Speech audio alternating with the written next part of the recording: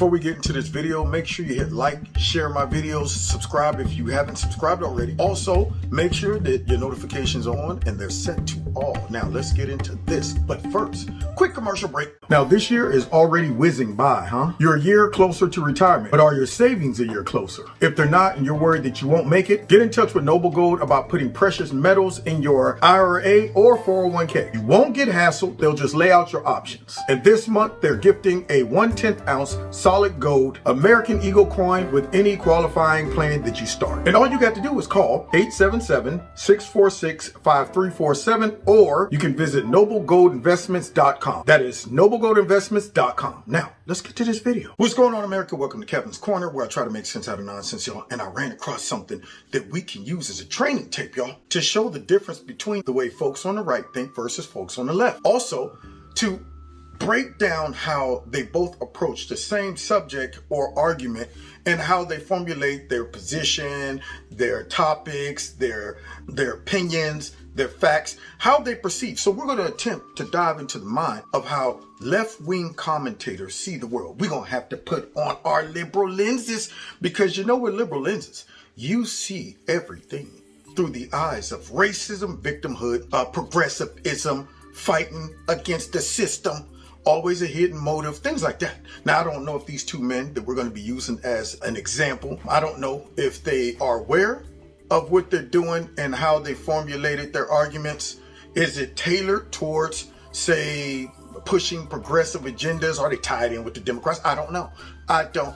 They might really believe in what they're talking about. Therefore, I'm going to assume that, since I don't see that either one of these gentlemen you're going to be seeing in the video have been pronounced to be a politician or anything like that. They're not on MSNBC, CNN. They're just YouTubers for all that I know.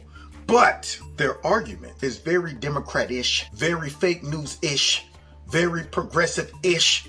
And so they had the nerve, y'all, to pick on Ted Cruz and Michael Knowles, one of my favorite commentators, Michael Knowles. And then Ted Cruz, you know, he has his ups and downs. But the subject matter is the fact that President Biden has decided he was going to absolutely pick a black female to be the next SCOTUS.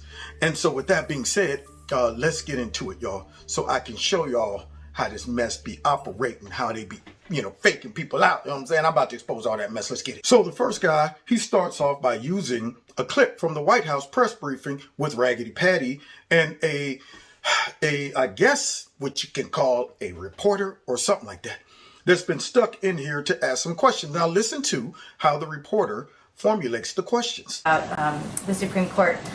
Some Republican senators like Ted Cruz are criticizing Biden for saying he'll pick a black woman for the Supreme Court. He said it's quote unquote offensive because somehow the black woman he chooses wouldn't be the most qualified for the job. Now, what do you think about that question? Listen to how it was formulated. See, she went ahead and inserted Ted Cruz's motive. She said that somehow the president picking a black woman would somehow not be qualified. No, that's not what he was saying. None of us are saying somehow that woman will not be qualified.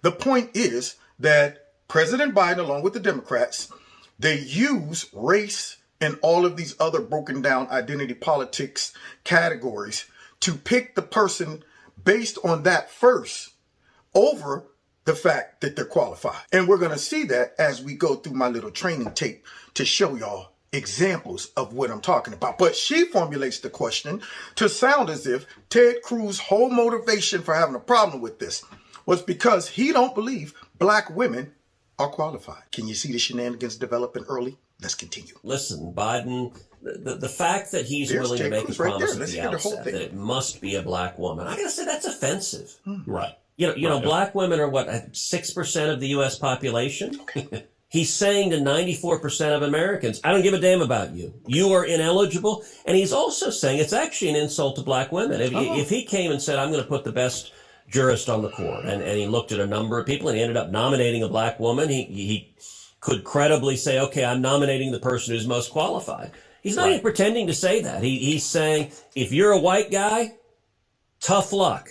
If you're a white woman, tough luck. You don't qualify. That statement right there is drastically different from what the commentator or the fake behind reporter suggested. She suggested that Ted Cruz had a problem with the very fact that he does not believe that black women are qualified. And yet you hear him say, listen, it's offensive to black women. Now, if Ted Cruz's whole objective was to simply downplay the qualification of black women, he wouldn't also then right away come to the defense of black women. But the commentator, she don't want her audience that's watching this garbage to know that, because if Ted Cruz was not in favor of a black woman solely because she's a black woman, he wouldn't have even brought up the topic of it's offensive to black women. And I wonder why he would say it's offensive to black women for someone to say, you know what, without giving it 1 second of thought. I'm going to start off with saying, let me pick the black woman first and then work backwards in regards to the qualifications. What if you go through all the black women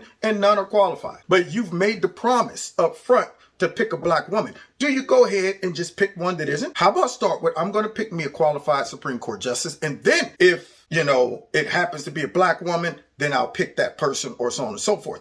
But I even got some more thoughts on this, but let's get into this. I don't want to take up too much time in our psychoanalyzation of this kind of garbage. But Republicans like Cruz also celebrated when Trump picked Amy Coney Barrett for the Supreme Court, with Cruz telling Barrett during her confirmation hearing, quote, "Your children have been wonderfully well behaved. I think you're an amazing role model for little girls. What advice would you give little girls?" So my question for you is, why do you think Republicans like Ted Cruz are acting so angry about Biden picking a black woman for the Supreme Court when they were very happy when Trump picked Amy Coney Barrett for the court? Now, off grip, you see the question. You see the question / statement, because she's not asking really a question. What she's doing is she's making statements to try to build a case and really present the thought into the heads of people that somehow Ted Cruz was ecstatic about the fact that Trump said he would pick a woman. And then he went on to talk about her kids and how nicely they were disciplined and all of that stuff. So are you then saying that if it was a black woman, that Ted Cruz would be like, I bet your kids, they tear up stuff, they be jumping all on your velvet couches, because we know you got that velvet couch with the plastic wrapped around it, and the big velvet picture of the dogs playing pool up there. And I bet you your kids, you know, just smell like fried chicken, because we know that's what you guys do. You're fried chicken. And every single day, y'all go to school smelling like chicken. Your kids are, their hair ain't combed, and they're running around loud for nothing. No discipline. I guess that's what she's insinuating there, because, you know, all the wonderful compliments that he gave Amy Barrett.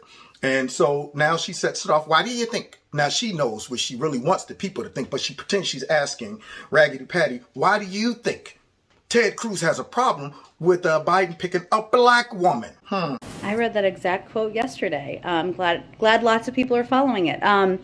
You know, I think that's really a question for Senator Cruz. But it is important to note, as you just did in your question, that there was never an objection by Senator Cruz to Donald Trump promising he'd nominate a woman in 2020. You noted what he said to the woman he nominated in the hearing and how he applauded her in the hearing. The notion, the president's view, is the notion that there has not been a black woman ever on the Supreme Court in 230 years is a problem with the process, not a lack of qualified, credentialed people to consider and nominate.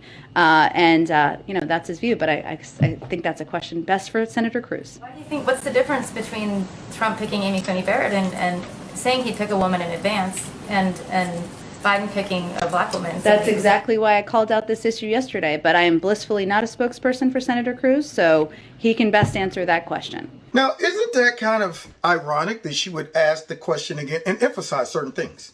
Why didn't he have a problem with Trump picking a woman? Notice she didn't say white woman. She just said a woman.